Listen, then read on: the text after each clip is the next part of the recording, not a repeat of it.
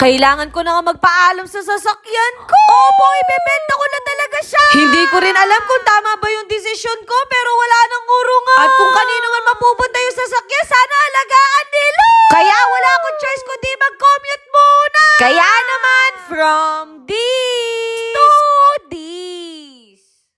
At eto na nga yung last day na makikita ko yung sasakyan ko. 3 taon din kasi nagtagal sa akin to, kaya masakit din talaga. Parang daig ko pa yung na-broken, no? Sa mga hindi nakakaalam, ito kasi yung pinaka-first investment ko sa sarili ko. Kaya parang kinagat ako ng dinosaur sa sobrang sakit. Sigurado magtataka kayo kung bakit ibebenta ko to. Sa totoo lang, ang dami kong nakitang sakit na itong sasakyan na to. Isa na dito, yung wala siyang tinte. Kaya kapag nagbabiyahe kami ni Bunso at nakakatulog ako, ang dami nakakakita sa akin, no? Madalas pa naman kapag nakakatulog ako, nakanganga talaga ako. Ang dami niya na din mga gasgas, kaya hindi ko na siya ma-maintain. Kaya ngayon pupuntahan na natin yung bibili ng car ko. Iniisip ko kanina kung yung ipangbabayad nila, ipagta-travel ko. Hoy, puro ko na lang luho. Eto nga pala yung kausap ko, si Kuya Alan. May pinakita nga sila sasakyan sa akin, baka gusto ko daw bilhin. Hoy, akala ko ba magtitipid?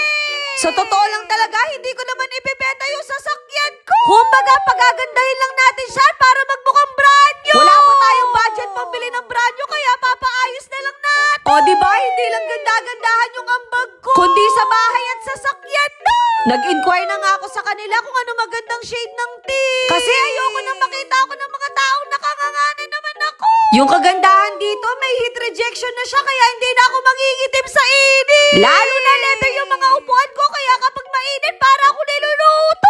In-inspect na nga ni Kuya kung ano pa ba yung pwedeng ayusin sa sasakyan ko. Maganda din daw i-BPF to para ma-protect yung paint neto. Magiging glossy nga yung finish niya, as in magmumukhang brand new. Ngayon ko lang din napansin na meron palang nayupi sa sasakyan ko. Sabi nila gagawan daw nila ng paraan, no? At dahil dyan, deserve nyo ng malaking tip. Sobrang dami niyang ang gasgas, kaya sana matanggal lahat. Sabi ni Kuya Alan, maghihintay daw ako ng 1 week bago ko makuha. Kaya wala tayong choice kundi magko-commute muna tayo. Grabe, sobrang tagal ko na palang hindi sumasakay sa jeep. Bigla ko tuloy naalala nung estudyante ako, alas 6 pa lang ng umaga, sumasakay na ako ng jeep. Tapos dito pa ako magre-review na para bang sobrang talino ko, no? Napunta pa nga ako sa point na nakatulog ako, kaya lumagpas ako sa lugar namin. Kaya huwag niyo akong tutularan, in-update nga ako ni Kuya na i-deep cleaning nila yung sasakyan ko. Nakita yata nila na sobrang dumi. Sa totoo lang, medyo napabayaan ko talaga to. Kaya kung tao siguro to, baka nagtampo na sa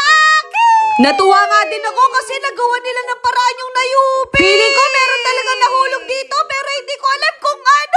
Pagkatapos nga nila, nilagay na din nila etong nano-ceramic. Grabe, napakabusisi nila sa paggawa. Kaya hindi na ako magtataka kung bakit umabot ng 1 linggo.